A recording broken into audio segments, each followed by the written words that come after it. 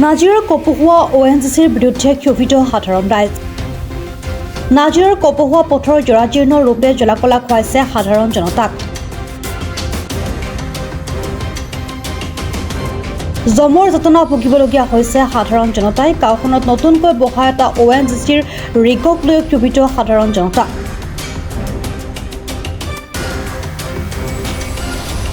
কিয়নো ONGCৰ গধুৰ যান বাহনৰ চলাচলে অধিক শোচনীয় কৰি তুলিছে কপহুৱাৰ পথছোৱা।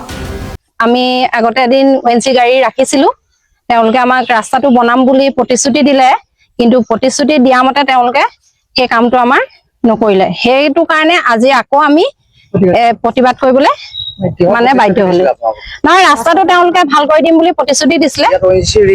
ৰিগ আছে, ৰিগ নতুনকে বহিছে আৰু তেওঁলোকে বনাই দিম বুলি আমাক প্ৰতিশ্ৰুতি দিলে, দি পেলাই কিন্তু তেওঁলোকে কাম নকৰিলে। শিল দুগাড়ী পেলাই তেওঁলোকৰ কাম সিমানতে সামৰি থৈ দিলে। থৈ দিয়াৰ পিছত যেতিয়া আকৌ ৰাস্তাটো বেয়া হৈ গ'ল, সেইটো কাৰণে মানে আমি আজি আকৌ ধৰিবলৈ বাধ্য হলো। ডাঙৰ ডাঙৰ গাড়ী আহি পেলাই বেয়া কৰিছে। এইটোতো তেওঁলোকে আৰম্ভ কৰাৰ পৰা আহি আছে। আজি আমি ধৰাও এতিয়া 10-15 দিন হৈ গ'ল। তেওঁলোকক 10-15 দিন নাই হোৱা, 10 দিন হৈছে। আজি আমি আকৌ সেইটো কাৰণে মানে তেওঁলোকে কৰি নিদিয়াৰ বাবে আমি আকৌ আজি পথ বন্ধ কৰিবলৈ বাধ্য হলো। বাধ্য হোৱাত মানে জ্ঞান কৰা নাই তেওঁলোকে আমাক। গোটেই ৰাস্তাটো বোকা হৈ গৈছে। আজি তেওঁলোকে ক'লে যে ৰাস্তাটো প্ৰথমতে আমাক আহিলে, তেতিয়া ক'লে যে আপোনালোকক 2 ঘণ্টাৰ পিছত খবৰ দিম। 2 ঘণ্টাটো তেনেকুৱা গুচি গ'ল। আমি ৰখিয়ে থাকিলো। তাৰপৰা ৰখি থকাৰ পিছত তেওঁলোক নহা দেখি বাইদেউ আহিলে। বাইদেউ আহিলত এতিয়া আকৌ চক্ৰ বিষয়া বাইদেউ আহিলে। বাইদেউ আহিলত তেওঁলোকে আকৌ মানে প্ৰতিশ্ৰুতি দি থৈ গ'ল যে কাইলৈৰ পৰা কাম আৰম্ভ কৰিব। এই জৰাজীৰ্ণ পথৰে অহা যোৱা কৰিবলগীয়া হৈছে বিদ্যালয় মহাবিদ্যালয়ৰ ছাত্ৰ ছাত্ৰীৰ লগতে ৰোগীসকলো। ফলত ক্ষোভিত হৈ পৰিছে কপহুৱা গাঁৱৰ সাধাৰণ জনতা। আজি 10-15 দিন মানৰ আগতে আমাৰ ইয়াত খাট এটা বহিছে ৰেৱতী গাঁও। এই খাটটো বহাৰ কাৰণে আমাৰ ৰাস্তাটো একদম বেয়া হৈ গৈছে। ইমান ডাঙৰ ডাঙৰ গাড়ী আহিছে, তাৰমানে ৰাস্তাটো চাই তেওঁলোকে যিখিনি লোডিং গাড়ী আনিছে সেইটো সম্ভৱেই নহয় তাৰমানে। আৰু ইমান বেয়া হৈ গৈছে ৰাস্তাটো, খোজকাঢ়ি যাবলৈকে দিগদাৰ হৈছে। গোটেই চাইডেও যাব নোৱাৰি, দেখিছাই তোমালোকে।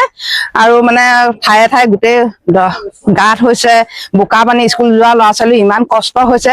আমি আগতে এদিন ক'লো, 10 দিন এখন লিখাও দিছো। সেই লিখাখনত ধুনীয়াকে লিখি দিছো যে আমাৰ স্কুল যোৱা ল'ৰা ছোৱালীৰ কাৰণে বহুত অসুবিধা হৈছে, সেইকাৰণে আপোনালোকে ৰাস্তাটো অকমান ভাল কৰি দিয়ক। তেওঁলোকে সেই দৰখাস্তখন দিয়াৰ পৰা প্ৰতিশ্ৰুতি ললে যে আমি ঠিক কৰি দিম। আজি সেই অনুপাতে 10-12 দিন মান হৈ গুচি গ'ল, নাই কৰা। তেওঁলোকে শিল দুগাড়ী পেলালে, অ'ত অকনমান পেলালে, তাৰ পৰা নাই। আকৌ আমি ভাবিলো যে এইটো এনেকে হেৰি কৰিলে নহব। আকৌ আমি তেওঁলোকৰ এদিন গোটেই গাঁৱৰ মানুহখিনি লগ লাগি আমি যে আকৌ এদিন এই ৰাস্তাটোৰ কাৰণে গাড়ীখিনি আমি এদিন ধৰিম, তেতিয়াহে আমাৰ ৰাস্তাটো ঠিক হয়নি। সেইকাৰণে আজি আমি 9টা বজাৰ পৰা ইয়াত গোটেই ৰাইজ উপস্থিত আছো।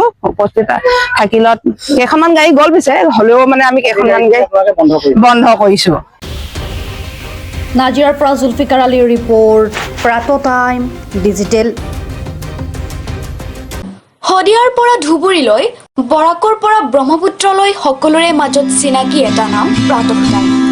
থলুৱা ভাষা, কৃষ্টি আৰু সত্য বাতৰিৰ আধাৰত প্ৰতিষ্ঠিত খবৰ প্ৰাতঃ টাইমৰ প্ৰতিটো বা বাতৰি পুংখানুপুংখভাৱে চাবলৈ Facebook, YouTube, website, Twitter, Instagram আৰু ব্লগাৰ পেজত লাইক আৰু ফ'ল' কৰক।